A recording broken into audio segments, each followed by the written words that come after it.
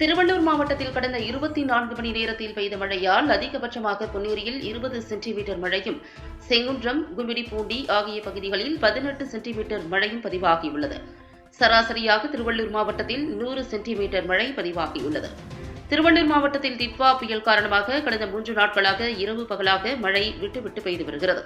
இதில் திருவள்ளூர், கும்மிடிப்பூண்டி, பொன்னேரி, செங்குன்றம், சோழவரம், தாமரைப்பாக்கம், ஊத்துக்கோட்டை, பெரியபாளையம், பூண்டி, பூந்தமல்லி, ஆவடி உள்ளிட்ட பல்வேறு பகுதிகளில் பரவலாக மழை பெய்து வருகிறது. இந்த நிலையில் கடந்த 24 மணி நேரத்தில் பெய்த மழையால் அதிகபட்சமாக பொன்னேரியில் 20 சென்டிமீட்டர் மழையும், செங்குன்றத்தில் 18 சென்டிமீட்டரும், கும்மிடிப்பூண்டியில் 17 சென்டிமீட்டரும், சோழபுரத்தில் 14 சென்டிமீட்டரும், ஆவடியில் 9 சென்டிமீட்டரும், திருவள்ளூர், பூந்தமல்லி ஆகிய பகுதிகளில் 5 சென்டிமீட்டர் மழையும், குறைந்தபட்சமாக திருத்தணியில் 4 மில்லிமீட்டர் மழையும் பதிவாகியுள்ளது. திருவள்ளூர் மாவட்டத்தில் சராசரியாக 100 சென்டிமீட்டர் மழை பதிவாகியுள்ளது.